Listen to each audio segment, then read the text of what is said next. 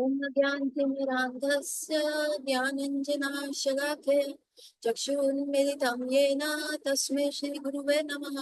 नमो विष्णुपादाय कृष्णपृष्ठाय भूतले श्रीमते भक्तिवेदान्ता स्वामी इति नामिने। नमस्ते सरस्वते देवे गौरवाणी प्रचारिणि निर्विशेष शून्यवादी पाश्चात्य देशतारिणि। जय श्री कृष्णा चैतन्य प्रभु नित्यानंद श्री अद्वैत गदाधर शिव सादि गौर भक्त वृंद। हरे कृष्णा कृष्ण कृष्णा हरे हरे, हरे राम राम राम हरे हरे।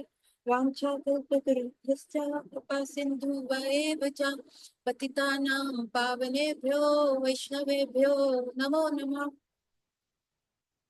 तो आप सबका स्वागत है आज की कक्षा में। और लेट्स बिगिन टुडेस क्लास। कि हमने पिछले में before the Radha Radha Rani class हमने क्या कहाँ तक करा था कि कृष्ण कह रहे हैं कि अर्जुन को बोल रहे हैं कि मैं सबको बीज देने वाला पिता हूँ। I am the bees प्रदायता father. तो कृष्ण ये बता रहे हैं कि I am the father of every species. Her species जो है अगर आप उसका ट्रेस बैक करोगे तो वो कृष्ण पे ही जाके खुलती है। Ultimately the source is Krishna. आगे पढ़ते हैं क्या लिखा हुआ है। विष्णु देखने मात्र से माया अथवा बहिरंगा प्रकृति से गर्भधान कर देते हैं। ये दिव्य पद्धति है। प्रकृति होने के कारण हम केवल अपने एक अंग से गर्भधान कर सकते हैं। अच्छा, ये भी हमने पहले डिस्कस किया था कि जैसे भगवान अपने किसी भी अंग से किसी का भी कार्य कर सकते हैं। जैसे जब हम भोग लगाते हैं ठाकुर जी को, तो वो सिर्फ देखने मात्र से, सिर्फ आंखों से ही क्या करते हैं, वो जो फूड होता है उसको प्रसाद में कन्वर्ट कर देते हैं। उनको खाने की जरूरत नहीं है कि उन्होंने खाया तो उसका उच्चिष्ट हुआ तो नहीं, है ना। उसी प्रकार से जैसे भगवान के ग्वाल बाल जब मूर्छित हो गए थे कालिया नाग की, क्या कहते हैं, कालिया नाग ने जब उनको उनके विष से उनके ग्वाल बाल मूर्छित हो गए थे, तो भगवान ने जाके सिर्फ एक उनको देखने मात्र से, सिर्फ दृष्टि दृष्टि से ही उन्होंने क्या किया था, उनको फिर सजीवित कर दिया था। उनके अंदर चेतना वापस आ गई थी। सेम जब अघासुर रूपी एक बहुत विशालकाय अजगर जो है वृंदावन में आया था, उसने भी अपना बड़ा मुख खोला था और भगवान के ग्वाल बाल उसको एक कोई अद्भुत गुफा समझ के उसके अंदर घुस जाते हैं। और अगेन वहां पे उसके पेट से सड़ी हुई स्मेल जो आ रही थी, जो उसने जानवर पहले खाए थे उसका सड़ी हुई स्मेल को सूंघने से, और जब उसने अजगर ने अपना मुंह बंद कर लिया था, तो वहां पे भी दे बिकम वेरी अनकंफर्टेबल और वहां पे भी वो अपने लाइक मूर्छित हो जाते हैं। तब भी अघासुर को खत्म करने के उपरांत भगवान सिर्फ अपने दृष्टि मात्र से अगेन उसको क्या करते हैं, उन सारे ग्वाल बालों को फिर से सजीवित कर देते हैं। सेम थिंग हुआ था भीष्म पितामह के साथ। भीष्म पितामह जो थे बाणों की शैया में लेटे हुए थे। भीष्म पितामह की बॉडी में कोई ऐसे एक उंगल रखने की भी जगह नहीं थी जहां उनको तीर ने भेदा नहीं था। उनका पूरा बॉडी जैसे था ना, तीरों से भेद दिया गया था। उसके उपरांत भी, उसके बाद भी भीष्म पितामह को इतनी पीड़ा हो रही थी कि जिसका असहनीय, जिसको कहते हैं, भीष्म पितामह को असहनीय पीड़ा हो रही थी। उसके बाद जब उन्होंने कहा कि मुझसे नहीं बोला जा रहा, तो भगवान जैसे ही उनके समक्ष आए और केवल दृष्टि मात्र करके भीष्म पितामह की पूरी बॉडी उन्होंने ऊपर से लेकर नीचे तक देखी, और जैसे ही उन्होंने वो पूरी उनकी बॉडी देखी, उसी समय उनका जो पेन है वो खत्म हो गया। उनको कोई भी पेन फील नहीं हुआ। तो उसी प्रकार से भगवान जो है किसी भी प्रकार का कार्य किसी भी चीज से कर सकते हैं। उनको जरूरी नहीं है कि वो कार्य जो हो, जैसे कि अगर उन्हें खाना है तो वो दृष्टि से भी खा सकते हैं, ठीक है। और जैसे उनको जीवन प्रदान करना, तो उनको जरूरी नहीं है कि हाथ रख के वो जीवन प्रदान करेंगे या आशीर्वाद देंगे। वो हमेशा उससे भी प्रदान कर सकते हैं जिससे सिर्फ केवल दृष्टि से। सो ये भी एक ठाकुर जी की लीला है। तो आइए हम पढ़ते हैं। भगवान श्री कृष्ण अथवा महाविष्णु किसी भी अंग द्वारा किसी भी अंग का गर्भधान कर सकते हैं। वे केवल अपरा प्रकृति की ओर देखकर उसके पेट में असंख्य जीवों का गर्भधान कर सकते हैं। तो जैसे ही महाविष्णु प्रकृति की तरफ देखते हैं तो क्या होता है, प्रधान जिसको कहते हैं, प्रकृति क्या होती है, एक मास के रूप में होती है। एक पूरा इकट्ठा हुआ गोला एक मास का था, और महाविष्णु ने सिर्फ उसको देखा तो वो पूरा जो गोला है जैसे चलने लग गया, और पूरे सारे जीव जो है वो महाविष्णु की दृष्टि से उस पूरे गोले के अंदर आ गए। ब्रह्म संहिता में भी प्रमाण करती है कि परम ईश्वर भगवान श्री कृष्ण का दिव्य श्री विग्रह इतना शक्तिशाली है कि उसका कोई भी अंग किसी भी अन्य अंग का कार्य संपादित कर सकता है। हम हाथ तथा त्वचा द्वारा ही स्पर्श करने में समर्थ हैं, किंतु श्री कृष्ण तो दृष्टि से भी स्पर्श कर सकते हैं। हम नेत्रों द्वारा केवल देख सकते हैं, स्पर्श अथवा गंध ग्रहण नहीं कर सकते, परंतु भगवान श्री कृष्ण अपने अप्रकृत नेत्रों से ग्रंथ ग्रहण, गंध ग्रहण और भोजन करने में भी समर्थ हैं। जब श्री कृष्ण को भोग अर्पण किया जाता है तो हम उन्हें भोजन करते नहीं देखते। अन्न पर दृष्टि डालकर जगत में होने वाली क्रिया की पद्धति का हम अनुमान तक नहीं लगा सकते, क्योंकि वह सब कुछ अप्रकृत है। तो क्या कह रहे हैं यहाँ पे प्रभुपाद? प्रभुपाद कह रहे हैं हम सोच भी नहीं सकते, हम केवल आंखों से देख सकते हैं, लेकिन प्रभु तो आंखों से खा भी सकते हैं और आंखों से स्पर्श भी कर सकते हैं, है ना। तो भगवान कृष्ण के, चलो भगवान कृष्ण छोड़ो, भगवान श्री कृष्ण के शिव श्री विग्रह भी इतने स्ट्रांग है कि वो जो है मात्र आंखों से ही क्या है, हमारे भोजन को प्रसादी में कन्वर्ट कर देते हैं। सिर्फ उनकी आंखों द्वारा देखने से ही क्या होता है, चीजें दिव्य हो जाती है। कोई भगवान आके खा तो नहीं रहते, किसी ने भी उनको खाते हुए तो नहीं देखा। ये नहीं है कि श्री कृष्ण कुछ खाते नहीं है या हम उनके द्वारा खाने की कल्पना मात्र कर लेते हैं, वे वास्तव में खाते हैं, पर उनकी भोजन विधि हमारे खाने की विधि से भिन्न है। भगवान भी खाते हैं, पर उनकी खाने की जो विधि है, तरीका है, वो हमारे तरीके से एकदम डिफरेंट है। वो आंखों से वो गंध भी सूंघ सकते हैं, हम केवल नाक से सूंघ सकते हैं, भगवान कृष्ण को आंखों से देख के सुगंध का भी पता चल जाता है। हमारी भोजन विधि उनकी विधि के समान तभी होगी जब हम शुद्ध सत्वा के स्तर पर आरूढ़ हो जाएंगे। तो आप देखिए, फॉर एग्जाम्पल, आप कहते हो what is blessing, what is curse, है ना। अभी मैं किसी को अगर श्राप दे दूं कि तुमको मेरा श्राप लगेगा अगर ऐसा किया, या मैं किसी को ब्लेसिंग्स दूं, जैसे आते हैं माता जी please bless us, please bless us, तो वो क्या है, मैं कोई अपने तरफ से चीज थोड़ा ना निकाल के दे रही हूँ। That is the transfer of energy. आपने कभी देखा कि एकदम सर पे हाथ रखा, चमत्कार हुआ कोई व्यक्ति, या श्राप दिया या कुछ हो गया? So what are this, this is the energy one transfer.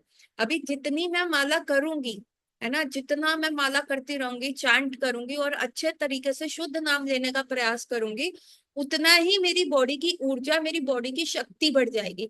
अब वो एनर्जी मेरी जब बढ़ जाएगी, हाउ, जो हमने एक क्लास बहुत पहले ली थी, हमने डिस्कस किया था कि किस प्रकार यू नो हमने क्या डिस्कस किया था, उसको क्या कहते हैं, अ, कौन सा योग डिस्कस किया था, फॉरगेटिंग द नेम, जिसमें एनर्जी बॉडी की बढ़ जाती है, दो सांप दिखाए थे। तो बेसिकली व्हाट इज दैट, कि वो आपका जो बॉडी का एनर्जी होता है वो बढ़ता रहता है, बढ़ता रहता है, और फाइनली आप इतने स्ट्रांग हो जाते हो कि आप अपना जो सोल है, अपना जो आत्मा है, वो शरीर से सहस्रा चक्रा द्वारा, वो किया था हमने चक्रा योग के बारे में बात करी। तो जैसे जैसे आपके बॉडी के हर एक चक्रा एनर्जाइज होते रहते हैं, वैसे वैसे आपके अंदर एनर्जी बढ़ जाती है। कैसे कहते हैं कि कई बार क्या होता था पहले जमाने में, जब बहुत अच्छे अच्छे संत रहते थे, तो क्या करते थे कि कोई व्यक्ति बहुत बीमार होता था, बहुत बीमार, उसको डॉक्टरों ने भी जवाब दे दिया होता था, तो उसको संत महात्मा के पास ले जाते थे, महाराज आप इसके सर पे हाथ रख दीजिए, चमत्कार हो जाएगा। और ऐसा कई बार देखा है कि कोई महात्मा अगर आशीर्वाद दे देते थे तो वो व्यक्ति एकदम ठीक हो जाता था। है ना। कई बार आपने देखा जीसस क्राइस्ट की कितनी सारी ऐसे केसेस है कि जीसस क्राइस्ट जा रहे थे और उनको बस एकमात्र छूने से किसी व्यक्ति, कोई मरा हुआ व्यक्ति जीवित हो गया, या किसी का कोढ़ ठीक हो गया। इवन चैतन्य महाप्रभु भी एक कोढ़ी व्यक्ति से मिले थे, वो जस्ट स्पर्श मात्र से उसका कोढ़ ठीक हो गया। और एक बार क्या हुआ, सनातन गोस्वामी जो थे चैतन्य महाप्रभु से मिलने आ रहे थे, तो वो जिन जंगलों से जा रहे थे उन्होंने अशुद्ध पानी पिया, कंटामिनेटेड वाटर था। वाइल्ड बेरीज खाई, जंगल में जाते हुए ऐसे फल फूल मूल ऐसे खाए जिनकी उनको नॉलेज नहीं थी, पर भूख को जस्ट खत्म करने के लिए और चैतन्य महाप्रभु को मिलने की इतनी तीव्रता थी कि बस वो भागे जा रहे थे। तो ये सब करने से क्या हुआ, उनकी बॉडी पे एक एक पार्ट ऑफ द बॉडी पे छाले हो गए, मोटे मोटे फफोले हो गए जो पस बहते थे। और चैतन्य महाप्रभु उनका आलिंगन करते थे तो उनको बहुत बुरा लगता था, बहुत ज्यादा बुरा लगता था, अरे मेरा बॉडी इतना खराब है। और उनका जो बॉडी का पस था वो चैतन्य महाप्रभु की गोल्डन बॉडी पे लगता था, तो उनको बहुत ज्यादा एम्बैरेसिंग, शर्मिंदगी महसूस होती थी। तो एक बार जगदानंद पंडित ने कहा सनातन गोस्वामी को कि सनातन गोस्वामी ये ठीक नहीं हो रहा ना बॉडी का आपका जो। कहते हाँ जगदानंद मैं भी चाहता हूँ, मैं कैसे करूँ। तो जगदानंद ने कहा कि आप ऐसा कीजिए, चैतन्य महाप्रभु ने आपको वृंदावन जाने की तो आज्ञा दी हुई है, तो आप वृंदावन चले जाइए। ऐसे महाप्रभु रोज आपका आलिंगन कर रहे हैं तो अच्छी बात नहीं है।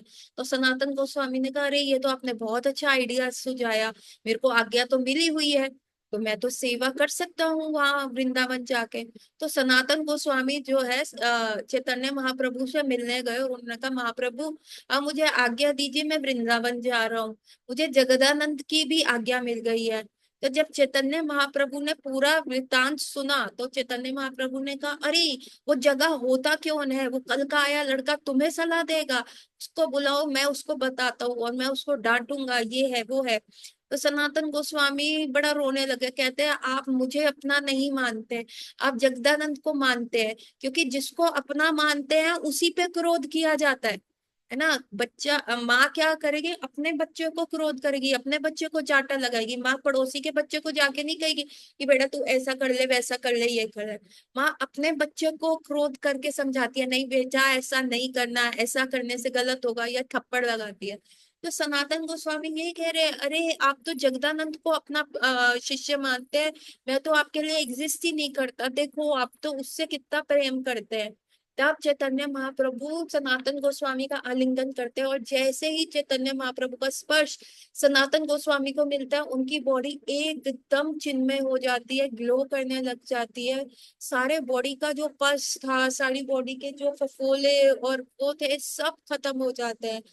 तो ये क्या है, what is this magic, this is the transfer. किसी भी आपके अंदर की जो ऊर्जा है, आपके अंदर की जो दिव्यता है, यदि आप किसी को भी आशीर्वाद दे सकते हो, आप किसी को भी ब्लेस कर सकते हो, ये आपकी ऊर्जा होती है, that is an energy transfer. तो जितनी हम माला करते हैं, हरि नाम शुद्ध तरीके से लेते हैं, सतोगुण में रहते हैं, सात्विक रहते हैं, सात्विक बोलते हैं, सात्विक खाते हैं, सात्विक सुनते हैं, सात्विक देखते हैं, उतना ही हमारी बॉडी की ऊर्जा बढ़ जाती है, उतना ही हमारी बॉडी डिग्रेड नहीं होती।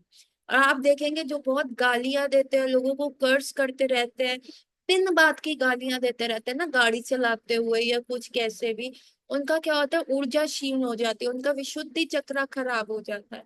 सो अगर आपको किसी को ब्लेस करना है तो आपके अंदर वो ऊर्जा होनी चाहिए। दैट वाज द रीजन जब पांच पांडव जो थे द्रौपदी को लेके आए थे, और अर्जुन ने जस्ट ऐसे ठटोली में मजाक में ये बात बोल दी थी कुंती महारानी को, माता देखो हम भिक्षा ले आए हैं। तो कुंती महारानी ने कहा कि पांचों भाई मिलके खा लो, बांट लो। इसीलिए कुंती माता की कही गई भूल से ये बात, क्योंकि वो अज्ञात थी कि वो क्या वो लेके आया है, उन्होंने अपनी पत्नी को भिक्षा का वो कह दिया था, ऐसी कही हुई बात। इसीलिए वो पंचाली बनी, उनको पांचों से शादी करनी पड़ी, क्योंकि उस समय कही हुई बात व्यर्थ नहीं जाती थी, इतना ऊर्जाशील होती थी कि आप किसी को जब ये बात बोल रहे हो तो वो संपूर्ण होके ही रहती थी। लोग इतने सतोगुण में थे। तो यहाँ पे भी शिला प्रभुपाद कह रहे हैं कि जब हम सतोगुण में नहीं, विशुद्ध सत्वा में जाएंगे, क्योंकि विष्णु तत्व और भगवान क्या है, विशुद्ध सत्वा में है। वो क्या है, दैट इज प्योरिफाइड सतोगुण, है ना। अभी सतोगुण में कौन है, ब्रह्मा भी कभी सतोगुण में आते हैं, फिर नीचे आ जाते हैं, रजोगुण में आ जाते हैं। इंद्र भी ऐसे सतो रजो तमो ऐसे ऊपर नीचे हो जाते हैं। हम भी आज सुबह सुबह तो मंगला आरती कर रहे हैं ये, और फिर एकदम से गाड़ी चला रहे हैं जोर जोर से, सुबह उठे मंगला आरती कर रहे हैं, वो सतोगुण हो गया, लेकिन जोर जोर से गाड़ी चला रहे हैं ठक ठक ठक ठक करके, अरे भाई तू हट ये, तो वो मोड ऑफ पैशन हो गया, वो रजोगुण हो गया। और यदि हम किसी को गाली दे रहे हैं, या किसी के जो घर की हमारी जिम्मेदारी है उसको अच्छे से नहीं निभा रहे, या हम ज्यादा सो लेते हैं, वो तमोगुण है। तो किसी दिन हम सतो में होते हैं, किसी दिन हम रजो में होते हैं, और किसी दिन हम तमोगुण में चले जाते हैं, तो हमारा ऊपर नीचे होता रहता है। तो भगवान की भक्ति कब होगी, शुद्ध नाम कब आ पाएगा, जब हम अपनी ये सारी क्रियाओं को विशुद्ध सत्वा में लेके जाएंगे, प्योरिफाइड सतोगुण में लेके जाएंगे। वो प्योरिफाइड सतोगुण कैसा है कि हम उस समय हमेशा ही जो है वो सतोगुण का ही पाठ रहेंगे, हम हमेशा ही उस सतोगुण को मेंटेन कर पाएंगे। तो जब हम वो विशुद्ध सत्वा में चले जाएंगे, तब हमको समझ में आएगा कि भगवान किस प्रकार खाते हैं आंखों से, तब हम भी ये कर पाएंगे। अभी हमें ये समझ नहीं आता कि कैसे कोई आंखों से स्पर्श कर सकता है, कैसे कोई आंखों से गंध का पता लगा सकता है, कैसे कोई आंखों से खा सकता है। तो ये सारी तत्व तब समझ आएंगे जब हम विशुद्ध सत्वा में जाएंगे, जब हमारा एनर्जी कोश इतना हाई होगा। जो हमने योगा किया था उसका नाम कुंडलिनी योगा है, कुंडलिनी योगा जो हमने बात करी थी, तो तब हमारी एनर्जी जो है ऊपर ऊपर ऊपर जाती है। सृष्टि करने के लिए विष्णु को कुछ भी नहीं चाहिए। ब्रह्मा की उत्पत्ति के लिए उन्हें लक्ष्मी जी की भी आवश्यकता नहीं होती, क्योंकि ब्रह्मा का जन्म विष्णु की नाभि से उत्पन्न कमल से होता है। लक्ष्मी देवी तो निरंतर उनके चरणों की सेवा में नियुक्त रहती है। प्राकृतिक जगत में सनातन संतान की उत्पत्ति के लिए मैथुन अनिवार्य है, किंतु वैकुंठ जगत में पत्नी की सहायता बिना ही कितना कितने भी संतान हो सकते हैं। आध्यात्मिक शक्ति का कोई अनुभव न होने के कारण हम समझते हैं कि विष्णु की नाभि से ब्रह्मा जी की उत्पत्ति काल्पनिक कथा मात्र है। आध्यात्मिक शक्ति की पूर्ण क्या बोलते हैं, कतुर्मन्यथा कतुर्म समर्थ्य को हम नहीं जान सकते। प्राकृतिक शक्ति कुछ नियमों पर आधारित है, जबकि अप्राकृतिक शक्ति सब प्रकार से स्वतंत्र है। तो आप देखिए आध्यात्मिक जगत में पुत्र बच्चे की उत्पत्ति के लिए माता की जरूरत नहीं है। तो ब्रह्मा जी जो थे भगवान विष्णु की नाभि से उत्पन्न हुए, जब ब्रह्मा जी उत्पन्न हुए तो क्या हुआ था, एक नाभि से कमल का फूल निकला, और वहां पे ब्रह्मा जी उत्पन्न हुए। जैसे ही उन्होंने आंखें खोली, इधर उनका मुंह आ गया, फिर उन्होंने ऐसे देखा तो एक मुख इधर आ गया, फिर पीछे मुड़ के देखा एक मुख इधर आ गया, और ऐसे उनके 4 मुख आ गए। लेकिन उस सब पे संसार में अंधेरा ही था, बिल्कुल अंधेरा। तो उनको समझ नहीं आया मैं यहाँ क्यों हूँ, हु एम आई।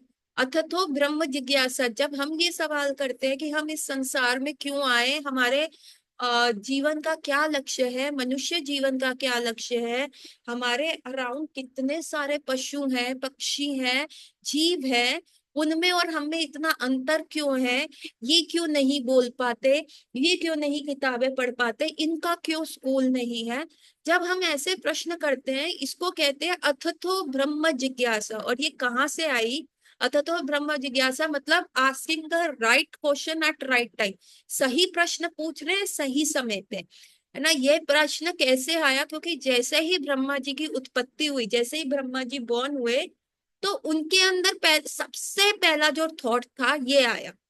तो ब्रह्मा जी ने बिल्कुल उत्पन्न होते ही राइट क्वेश्चन पूछे। हमें क्या लगता है, हमें टाइम लगता है, कभी हम साधु संग में जाते हैं, या कभी हम किसी भक्तों के संग में होते हैं, तब ये जिज्ञासा हमें आती है, या कोई हमारी लाइफ में कोई इंसिडेंट हो जाता है तो ये जिज्ञासा आती है। अदरवाइज हम तो अपनी लाइफ में बहुत मस्त है, हम अपनी लाइफ में बहुत खुश हैं। कभी ये अगर आपकी लाइफ एकदम स्मूथ चल रही है, पैसा अच्छा कमा रहे हो, ट्रैवल कर रहे हो, इंटरनेशनली जा रहे हो, खाने को अच्छा, पहनने को अच्छा, घूमने को अच्छा, है ना, कोई आपके ऊपर रिस्पॉन्सिबिलिटी नहीं है, कोई पैसे की तंगी नहीं, कोई रिलेशनशिप प्रॉब्लम नहीं। आप कहोगे जीवन तो स्वर्ग है, हमें स्वर्ग जाने की क्या आवश्यकता, हम क्यों वैकुंठ के बारे में सोचे, यही आएगा। लेकिन अभी अगर जीवन में कोई भी प्रॉब्लम आती है तब हम ये प्रश्न करते हैं, मेरे साथ ही क्यों, ऐसा क्यों, जीवन क्या है, मृत्यु क्या है, ये बीमारी मुझे ही क्यों लगी, ये बुढ़ापे में मेरा ही शरीर क्यों ऐसा जा रहा है। तो ये सारे जो प्रश्न हैं हम करते हैं, क्यों क्यों क्यों क्यों क्यों, ये प्रश्न जब हम करते रहते हैं तब हम असली चीज पे, मुद्दे पे आते हैं, तब हम साधु संग करते हैं, तब हम संतों की श्रेणी में जाते हैं, मंदिर जाते हैं, क्योंकि दुखी हृदय ही जाएगा ना। ऐसे जब दुख होता है तभी चलो चलिया पकड़ लेते हैं, कभी कोई इच्छा पूर्ण हो जाएगी, तब हम साधु के संपर्क में आते हैं, तब हम भगवत गीता के संपर्क में आते हैं, और तब हम प्रश्न करते हैं। तो एक्चुअली हमारा आंखें खोलते ही ये पहला प्रश्न नहीं होता, लेकिन ब्रह्मा जी का क्या था, आंखें खोलते ही ये पहला प्रश्न था, मैं यहाँ क्यों आया हूँ, मैं कौन हूँ, मेरी उत्पत्ति का कारण क्या है, मेरा पिता कौन है। ऐसे ऐसे प्रश्न जब है ब्रह्मा जी कर रहे हैं, तो पूरे संसार में अंधकार अंधकार अंधकार ही है। तो ब्रह्मा जी क्या करते हैं, जिस कमल के से उत्पन्न हुए हैं, उसी की जो नाल है, उसी की जो यू नो स्टेम है, उसको पकड़ पकड़ के कहते हैं चलो मैं अपने सोर्स का, ओरिजिन का पता लगाऊं। तो अनंत कोटि युग बीत जाते हैं, ब्रह्मा जी उसको पकड़ पकड़ के नीचे आए जा रहे हैं, नीचे आए जा रहे हैं, लेकिन फिर भी इतने युगों से, इतना टाइम चल चल के उसके उपरांत भी वो विष्णु जी की नाभि तक नहीं पहुंच पाते, गर्भोदक्षाय विष्णु की नाभि तक नहीं पहुंच पाते, वो वहीं पे अटक जाते हैं। वो कहते हैं अरे अरे अरे, मैं तो अपने उद्गम स्थान तक पहुंच ही नहीं पा रहा। फाइनली वो उसको गिव अप कर देते हैं, और फिर वो स्टेम पकड़ के ऊपर चढ़ने लग जाते हैं, और फिर वो लोटस के अंदर आके बैठ जाते हैं। अब वो लोटस के अंदर बैठ जाते हैं तो वो कह रहे हैं अब मैं क्या करूं, क्या करूं, और वो आंखें बंद करके कहते हैं क्या करूं, बहुत ज्यादा जिसको कहते हैं ना, हम्म, अंदर से विचलित होके और रेस्टलेस होके, और एकदम कि अब मेरे को बताइए मैं क्या करूं। तभी उनको जो है दो शब्द सुनाई देते हैं, तप, तपा, मतलब तप करो, तुम क्या करोगे, तप करोगे, तपहा। और जैसे ही वो फिर तप करने, वो ओम फिर उनको सुनाई देता है, ओ म, अ उ मा, वो क्या है, ओम। ठीक है, ओम किससे बनता है, आ उ और मा। अ कौन, आ रिप्रेजेंट करता है श्री कृष्ण को, उ रिप्रेजेंट करता है श्रीमती राधा रानी को, भगवान की अंतरंगा शक्ति को, और म रिप्रेजेंट करता है जीव को। इन तीनों को मिश्रित करके बनता है ओम। ठीक है, पहला जो श्रीमद् भागवतम का पहला जो आपका श्लोक है, उसमें ये बहुत डिटेल में समझाया गया है उसकी व्याख्या में। So A is Krishna, O is Shrimati Radha Rani the internal potency, और म क्या है, म जीव तत्व को रिप्रेजेंट करता है। तो this become Om, and Brahma ji start chanting Om ओ। मतलब यदि आपको अपनी स्पिरिचुअल लाइफ में आगे बढ़ना है, यदि आपको अपने प्रश्नों के उत्तर चाहिए, तो पहला क्या करना पड़ेगा, तप करना पड़ेगा। तो हमारे लिए तप क्या है, हमारे लिए तप है फोर रेगुलेटिव प्रिंसिपल्स को फॉलो करना, है ना। जो हमारे लिए चार नियम है, नियमबद्धता हमें जो दी हुई है, उसको अच्छे से फॉलो करना। That is the that is the first thing जो हमें करना है। फिर और सुबह जल्दी उठना, 16 माला का जप करना, और ये हमारे तप का पार्ट है। और हमें चैंट क्या करना है, जैसे ब्रह्मा जी को ओम मंत्र में विष्णु जी ने दीक्षा दी थी, हमें क्या मिली है, हरे कृष्ण महामंत्र में हमें क्या चैंट करना है, हरे कृष्ण कृष्ण कृष्ण हरे हरे, हरे राम राम राम हरे हरे। तो ये हमें बताता है कि भक्ति का प्रोसेस क्या होता है, first asking right question at the right time from the right person, है ना। सही प्रश्न पूछने, सही व्यक्ति पे पूछने, और सही जने से पूछने। वो क्या है कि ये ह्यूमन लाइफ वेस्ट नहीं कर देनी कि भैया क्या प्रश्न पूछना है, कैसे होगा, क्या होगा, नहीं, आपको ये ह्यूमन लाइफ को बहुत अच्छे से यूटिलाइज करना है कि आप सही प्रश्न पूछेंगे, सही व्यक्ति से पूछेंगे, किसी से भी नहीं पूछने। किसी मोटिवेशनल स्पीकर से पूछेंगे तो वो कहेगा ऐसे कर लो, पैसा कमा लो, ऐसे कर लो, या किसी कॉन मैन से पूछोगे जो विपरीत बुद्धि का होगा, कुछ नहीं रखा है संसार में, उंगली टेढ़ी करके भी काम निकले, धन कमाना है ना, चीटिंग करके भी नहीं, आपने पूछना है right question from a right person, और आपको जीवन के गोल का पता करना है। फिर ब्रह्मा जी के साथ क्या हुआ, तपा करना पड़ेगा, आपको तपना पड़ेगा। सोना भी तप तप के पिघलता है और फिर वो एक अच्छे आभूषण में जाता है, तब उसकी बात मार्केट वैल्यू होती है। हीरा भी जब तप करता है, हीरे को भी कितना काटा जाता है तभी उसकी बाहर मार्केट वैल्यू होती है। तो हीरे का भी तप होता है तब मार्केट वैल्यू पे जाता है, सोने का भी तप होता है तो वो मार्केट वैल्यू पे जाता है। तो हम भी जब तप करेंगे, हम अपनी इंद्रियों को कंट्रोल करेंगे, तभी हमारी मार्केट वैल्यू बढ़ेगी। जब हम ऑस्टेरिटी करेंगे, जब हम भक्ति करेंगे, तभी हम आगे बढ़ पाएंगे। तो ब्रह्मा जी ने भी जब ऐसा देखा कि अब उनको करना पड़ेगा, उसके उपरांत क्या हुआ, पूरे अंधकार को चीरते हुए भगवान विष्णु प्रकट हुए, and it was the first handshake. सबसे पहला हैंडशेक, कृष्ण ने आके ब्रह्मा जी को कॉन्ग्रेचुलेट किया, congratulation Brahma ji, you have become successful, आपने अपनी प्रगाढ़ भक्ति के बल पर मुझे देखा है। तो जब हम ब्रह्मा जी की तरह एकदम तप करेंगे, ऑस्टेरिटीज फॉलो करेंगे, हरि नाम तप करेंगे, तो फिर क्या होगा, भगवान कृष्ण प्रकट होंगे। और जैसे मैंने कहा था, गोलोक वृंदावन में जब हम जाते हैं तो कृष्ण रो रो के हमारा आलिंगन करते हैं, रो रो के कि तुम कहाँ रह गए थे, तुम्हारे को मैं कितना ढूंढ रहा था, जीव तुम्हारे बिना पता है मैं कितना ज्यादा परेशान था, मैंने तुमको इतना मिस किया, कैसे तुम मेरे को छोड़ के माया के पास चले गए, कैसे तुम भौतिक जगत में इतने सारे अपने लाइफ टाइम्स आपने बिता दिए, कैसे आप माया की गोद में सोते रहे, हीरे जवाहरात, गाड़ियां, बंगला, सोना चांदी, कैसे उन चीजों से लेके तुम मुझको भूल गए, है ना, मैं तुम्हारे लिए रोया हूं। और फिर ऐसे करके श्री कृष्ण आलिंगन करेंगे। तो देखिए, हमें फलश्रुति भी पता चलती है कि हम अगर ये कार्य कर रहे हैं तो अल्टीमेटली एंड में हमें क्या मिल रहा है। यहाँ पे वो ब्रह्मा जी के साथ ऐसा हुआ, and this is the example, हमें बताया जा रहा है कि हमारे साथ भी ऐसा होगा। तो और क्योंकि हमें इस चीज का एक्सपीरियंस ही नहीं है, यहाँ पे हम क्या करते हैं, हम देखते हैं बच्चा कैसे उत्पन्न होता है, बच्चा मदर और फादर जब पास आता है, इंटरकोर्स होता है, सेक्स होता है, उसी से बच्चा उत्पन्न होता है। यहाँ पे मदर की भी आवश्यकता है, लेकिन वैकुंठ में ऐसी जरूरत नहीं है।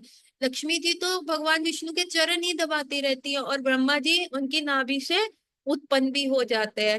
तो दिव्य जगत में ये कैसा होता है, ये हमारी सोच से बाहर है। तो कई लोग ये कह देते हैं अरे दिस इज काल्पनिक, कि कोई भी ऋषि मुनि बैठे थे, उन्होंने लगा कि कुछ भी ऐसे लिख दे, कुछ भी आप हमें बता देंगे और कुछ भी हम ले लेंगे, साइंस इसको अप्रूव नहीं करती। लेकिन वैकुंठ जगत एकदम एब्सोल्युटली डिफरेंट चलता है भौतिक जगत से।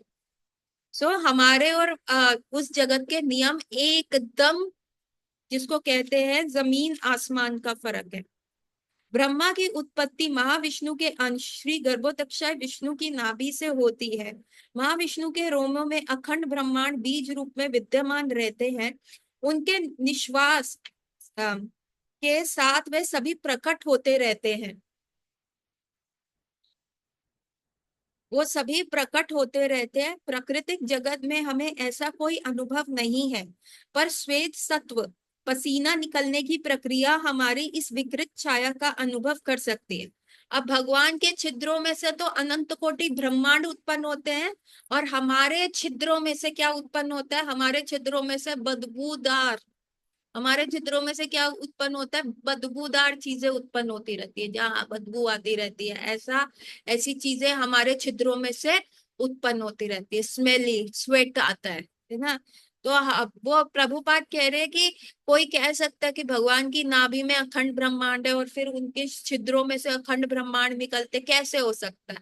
तो प्रभुपाद यही कह रहे हैं, जब तुम्हारे छिद्रों में से पसीना निकल सकता है, ये तो फिर भी भगवान है, तो भगवान क्या अखंड ब्रह्मांड नहीं उत्पन्न कर सकते? तुम्हारे छिद्र भी तो काम करते हैं ना, उसी प्रकार भगवान के छिद्र तो अद्भुत कार्य करते हैं, है ना। महाविष्णु के एक निश्वास सकाल का अनुमान तक हमारी कल्पना से परे है, क्योंकि उनकी एक श्वास से ही सब ब्रह्मांडों का सृजन और संहार हो जाता है।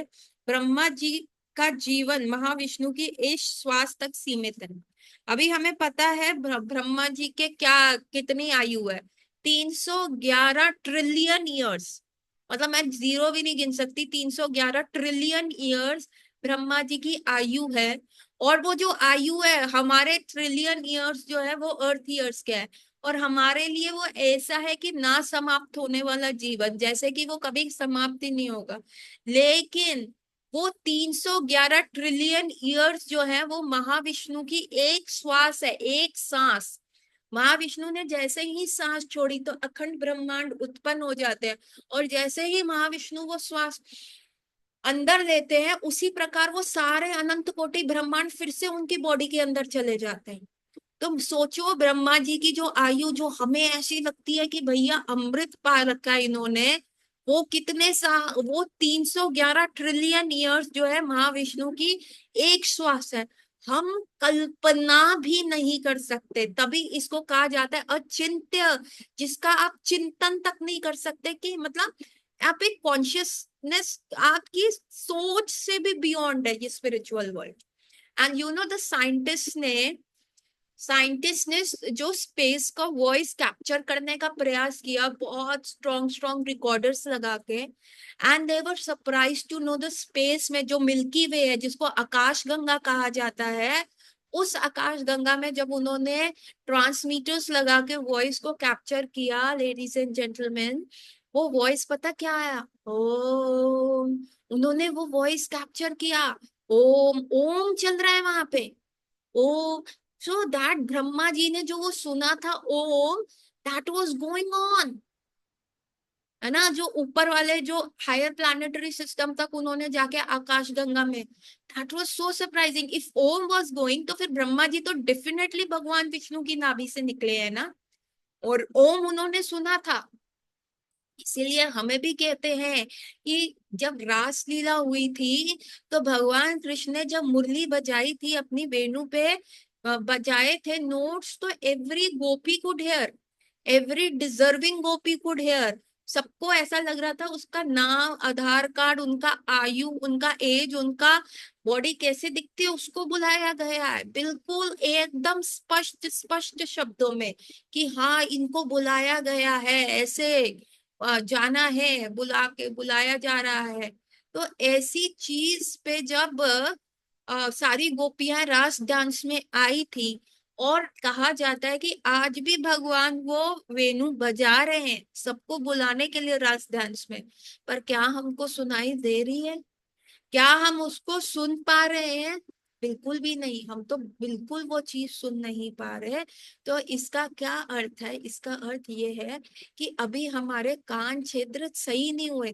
ओम की भी ध्वनि क्या हुआ, मिल्की वे में जाके सुनाई दी, और जब हम हरि नाम में प्रगाढ़ हो जाएंगे, तो ये ध्वनि हमको यहाँ बैठे हुए, अपने घर में बैठे हुए, वृंदावन में भी नहीं लेडीज एंड जेंटलमैन, आपके घर में बैठे हुए आपका हृदय वृंदावन में कन्वर्ट हो जाएगा, और उसमें श्याम सुंदर आके वो बंसी बजाएंगे और आपको सुनाई देगी। और वो बंसी की ध्वनि जो इस संसार में प्रकट हुई है, वो किस रूप में प्रकट हुई है? वो हरि नाम के रूप में प्रकट हुई है। हरे कृष्ण कृष्ण कृष्ण हरे हरे, हरे राम राम राम हरे हरे। तो जब हम इतने प्रगाढ़ हो जाएंगे, तो हमें भी भगवान कृष्ण की वो मुरली सुनाई देगी। और आगे क्या होगा जानते हैं लिंक नंबर 2 में। Please join link number 2, it's less than a minute है।